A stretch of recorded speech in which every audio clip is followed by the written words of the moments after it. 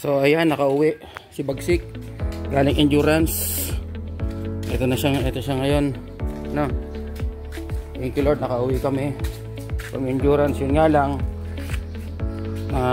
don't be deceived by it looks. By the way it looks, but let's hear the sound.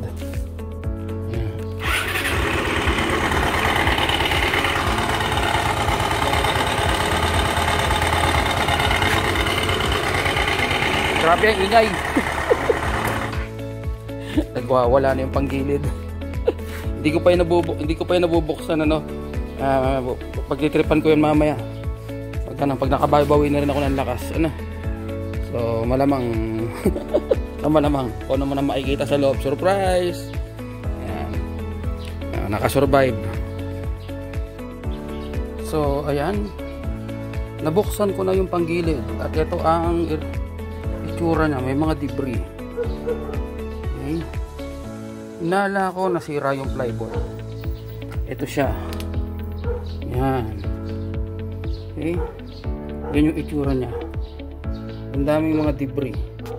Hindi ko pa marireveal ko kung anong mga nangyari dito, no? So bakit biglang ang nangyari at nagkaganito, ano? So no idea pa ako. Malalaman ko mamaya, ano? Kung ano ba talaga ang katotohanan. Malamang dito sa may ano yan, sa loob ng ang tawag natin dito, pulley assembly. So, kung anong nasa loob yun, malamang yan ang naging problema. Okay. Sige, mamaya na lang malalaman natin yan. Ayan, sa wakas natanggal ko na tong hayop na to. Napakahirap tanggalin kasi may mga kaskas na yung ano. Dapat ito kinakaskas to eh. Huwag nilagyan ko ng langis. Ngayon, reveal na natin ano ang nangyari. Ito na. 3, 2, 1. Ah! Okay, wasak ang mga bola. Bola check. Nag-ano. Ayan. Okay. Ito yung pulley. Ayun na siya, kumaskas na siya, oh. Ayan, oh. Yan, sira-sira na. Nag-ano na naman. Ayan, oh. Sira. Backplate sira. Mga tanggalan na yung mga ano. Washer. Sigurado to, oil seal to. Ayan, oh. Grabe. Malala. So ngayon patutunugin natin, patatakbuhin natin. Tingnan natin kung may natamaan ba sa makina. Iwan natin.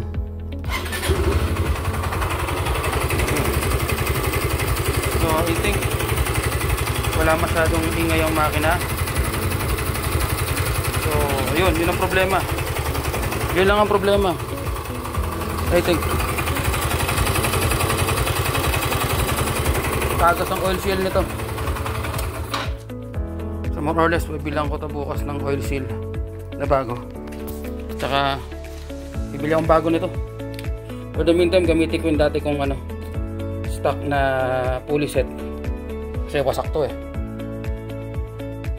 So, ayun, ang grabe oh. Ang daming debris. So ayan siya. Gasolinahan ko na lang. Grabe oh. Kulang ang gasolina. Pero yan yun. Ano ko, para maayos. Anyway, meron pa ako stock. Ayan. So may nakaprepare akong gamit. Palitan lang muna natin to for the meantime. So ayan guys, nandito tayo ngayon sa GMS Motorcycle Parts and Accessories dito sa Tunasan, Muntinlupa. Anong ginawa? Ayun, yung inayos ko kagabi, pinaayos ko ulit. Kasi para sigurado na. Oh, ito yung singaw. Ayan, papalitan ko na rin yung aking anong tawag dyan, yung clutch shoe. No, kasi medyo luma-luma na rin yan eh. Saka stock pa yan eh. No, stock pa yan. Tapos, ayun. JBT na yung brand na gagamitin natin. Ayan. Subok ko na yung JBT na yan. Tumatagal ng ano yan eh. Ayan. So, ayun. Para bago na talaga totally. Kasi buwisit yung Power Loop 6 na endurance na yan eh. Makaramping na tayong ano, maiwan sa Bicol.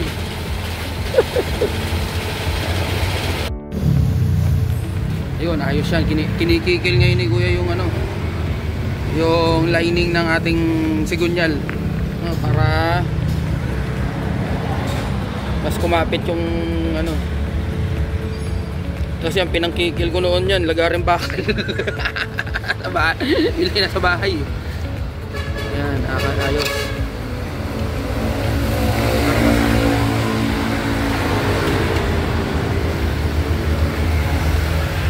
Okay.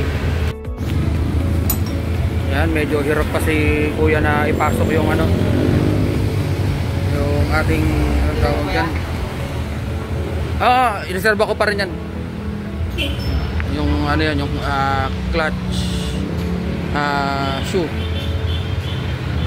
Inikikil pa rin para makapasok ng maayos yung, ayun, makapasok ng maayos yung ating pulley. Kami yung drive face pala. Kasi yung pinasok na drive face talagang mali yung ginawa nung ano eh, yung dating mekaniko, pinukpok.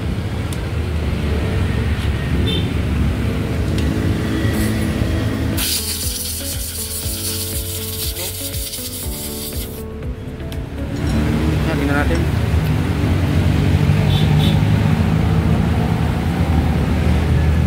Yun.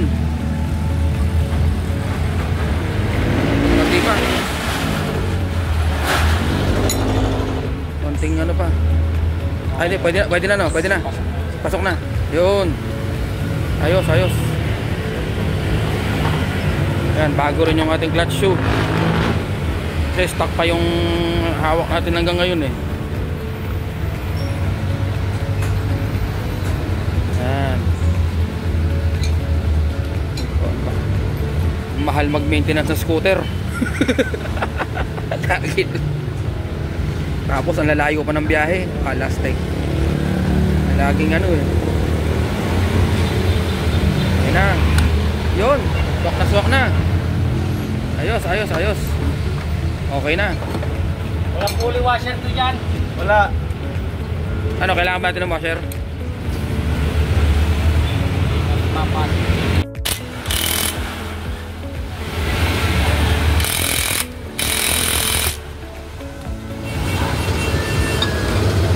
Yan, kaysa pahirapan ko sarili ko magkabit sa bahay, dito ko na lang talaga pinakabit din. Total may budget naman tayo eh. So, yun ang ano doon. Yan, moment of truth.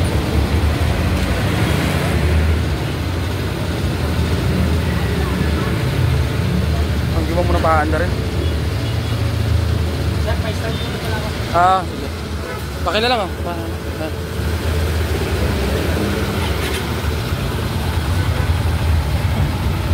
Yun. Center spring. Ha? Malambot yung center spring. Malambot. 1,000 RPM pa rin. 1,000 RPM yan. Ano? Sila. Oh, ayun, pinalitan pa ni Kuya ng bagong center spring kasi lumambot na din daw yung center spring ko. Nakalapat na daw yung ano, yung clutch assembly doon sa ano eh. Sa gearbox, baka mahirap na, baka ano. Okay, sumikit. Subok ulit. Diyan, papalitan din niya ng harap.